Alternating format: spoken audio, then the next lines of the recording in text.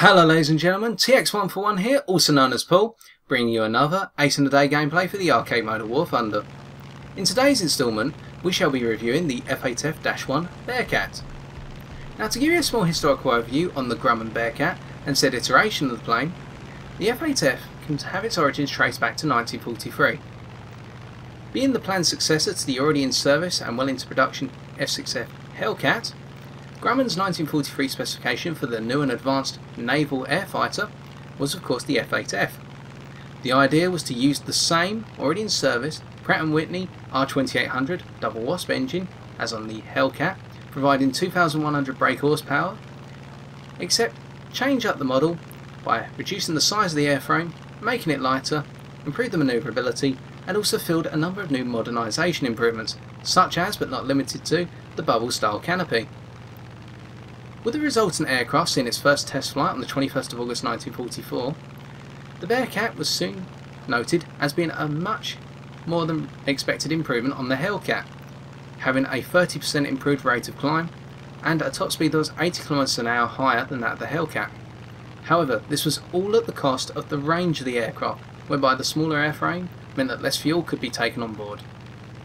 Still, with this success, the Bearcat was to enter production by the end of 1944, reaching the front lines by the 21st of May 1945. Unfortunately, a little bit too late, as the Second World War ended before this date, both on the European and on the Pacific front. Ergo, the Bearcat was to see some post-war service, including but not limited to the French Indochina War, whereby Bearcat served on the French side. Ergo, the Bearcat goes down in history as perhaps not what it could have been, being probably one of the more advanced prop engine aircraft to ever be created, and indeed from 1946 to 1956 it held the record for the fastest rate of climb, whereby its time from 0 to 10,000 feet was a climb time of 94 seconds, something which not even jets during that era could surpass until 1956. The F8F-1 variant, which we see here, was the initial production variant, fielding 4 50 caliber machine guns, starting off with the Mark II variants until the Mark III 50 cals were available. Additionally, the plane was to see all the standardised features that were on the Hellcat and all the planes preceding it, including but not limited to self-sealing fuel tanks and whatnot. So with the historical overview out of the way, how exactly does the F8F-1 Bearcat handle in game?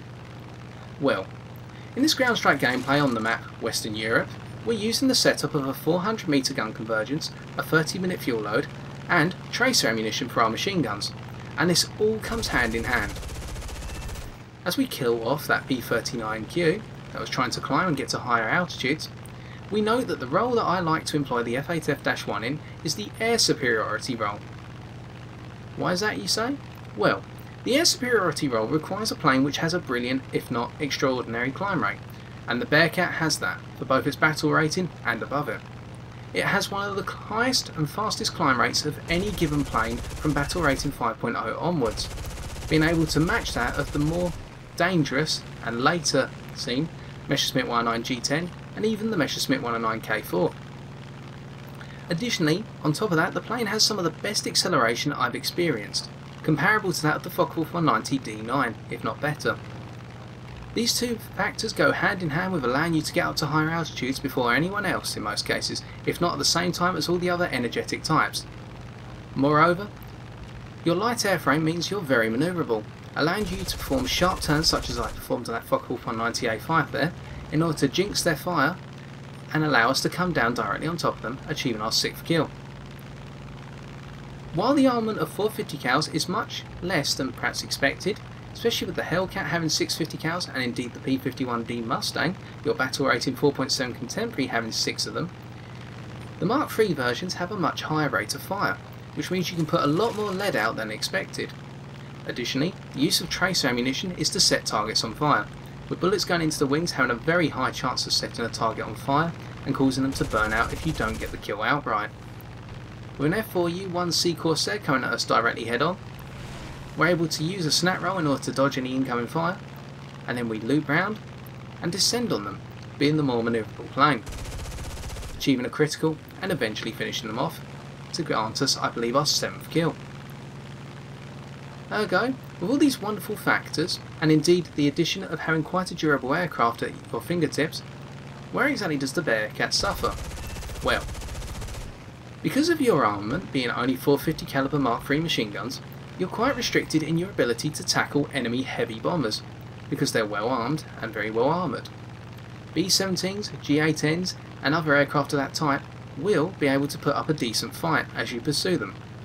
Ergo, as you saw at the start of the game, I like to go against B-17s and bombers of that type head on. I want to try and kill the pilot and co-pilot rather than have to slog my way through a nest of gunners. I mean, why would you want to kick a hornet's nest in all honesty? Excusing the expression, the idea of having the trace ammunition is so that if I do need to come up behind a bomber, I can aim for the fuel tanks and the wings and set those on fire, causing the plane to burn out, killing off gunners and hopefully taking out control surfaces. The energetic nature of the plane means that I can always attack an enemy bomber with a high speed advantage usually, and because I like to attack from above or in front, it means that I'm able to position myself accordingly and have the altitude advantage where and where necessary to attack both bomber and fighter foe. Still, this is a weakness that should be noted, and sometimes the machine guns will just come up a little short on a target, by comparison with say a cannon armament, which is more and more common as you go up the battle ratings. Additionally, on top of this, the Bearcat also seems a massive drop of manoeuvrability once you drop below 275 km an hour, whereby the overall manoeuvrability of the plane seems to hit a flat line. I prefer to keep to a speed above 300 km an hour, more particularly pertaining to 350 km an hour and more for the Bearcat. There's no major roll rate lockup at high speed, although there is a small lockup starting at about 700 km an hour. So as long as you keep your speed somewhere between 350 to 550 km an hour, you'll be at the peak of your manoeuvrability. However, drop below the minimum that I'd recommend at 275 km an hour, and this plane becomes quite the pig. It struggles to actually accelerate anymore, and at times it will just feel as though you've lost all the energy and indeed the lift in the plane, with the turn rate becoming much more than subpar. Speaking of turn rate, you do not possess the best turn circle. Of course that will go to the Japanese Zeros, however, Spitfires will also outturn you. Although you'll be able to turn quite well the planes such as your Kovalev Yak-9s, and indeed be able to outturn Messerschmitt 109s, particularly the G variants, and Focke-Wulf 190s, both A and D variants. Ergo, you can play the role of turn fighter when and where necessary, although this is more of a secondary role, where boom and zooming seems to be the foray of the Bearcats' dogfighting tactics. The final weakness I'd like to come on to actually isn't, well there's two more, but the main one I'd like to come on to now is in terms of its durability. Now this plane can take a lot of damage, do not get me wrong. However, when you take damage in the Bearcat, the damage is not localised. What do I mean by that? Well, let's flash back to when I got hit by that Mitchell at the start of the game.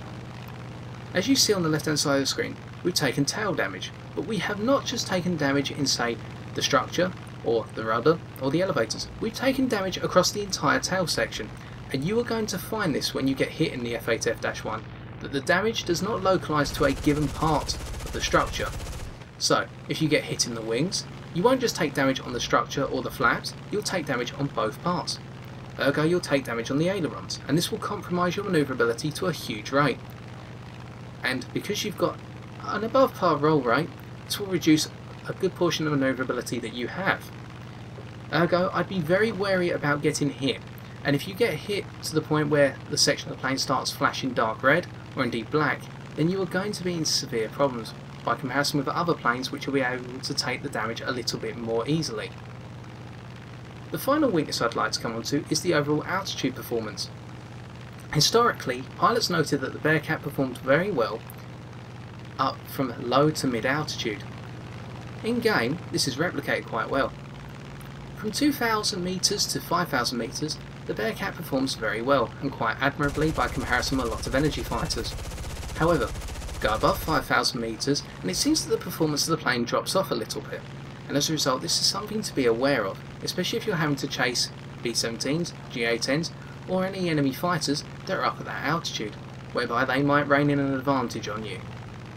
Again, I was saying about the armament falling short every so often. It fell short on us there for that F8F, although we'd done so much damage to them and forced them to level out at such a slow rate that by the time they managed to get the shot on us, we're already 0.9 kilometers away, and we're just pulling the distance very quickly. Now, we all like to shoot down bombers because they love bombing our bases, so here's an example of attacking a B-25 Mitchell, whereby I use the tracer belt to finish off the job.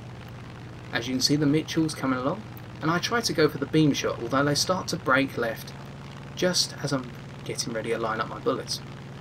However, the tracer belt does its job. Setting the entire left wing on fire, and taking a small hit from their rear gunner, I now leave the Mitchell alone, because I know that fire is either going to spread to the rest of the plane, taking out the control surfaces, or at least do enough damage to force the Mitchell to have to descend to lower altitudes, and that's exactly how I like to hit my bombers in the F8F-1. I'll hit, I'll run, and I'll leave them for dead, because they've either got to drop to lower altitudes whereby they'll be mauled to death by friendly fighters, or they'll crash into the ground, or have to bail out eventually. And now, in order to secure kill number 12, we're going to go head to head with a P39Q, snap rolling to make sure we don't get hit, and using our greater speed and energy in order to pull up and come around right behind them, lining us up for a perfect kill shot. With kill number 12 in the bag, that's all the kills for this game, and I hope it just goes to show how lethal the Bearcat can be, if used in an air superiority role, whereby I always maintain my altitude above 2,500 metres, taking down any up and coming opponents.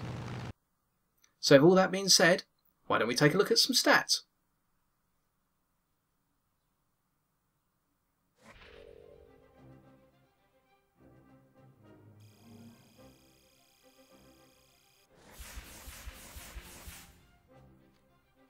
So, in reflection, we managed to achieve 12 kills, which netted us just shy of 45,000 silver lions, and additionally we earned 2,758 research points, with 827 of those going towards our research on our F4U-1A United States Marine Corps Corsair.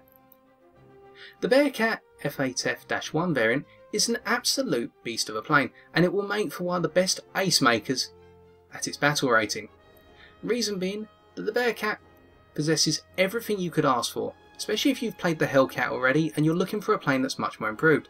You've got one of the best climb rates around, you've got brilliant acceleration off your engine, and a lightweight frame which allows you to toss and turn the plane when and where necessary in order to get the advantage on your opponent.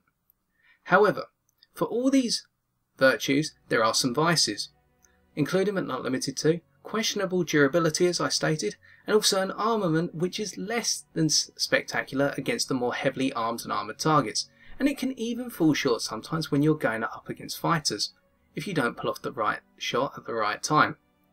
Still, in the hands of a player who wants to achieve air superiority and defend friendly bombers from up and coming targets, you'll be fine.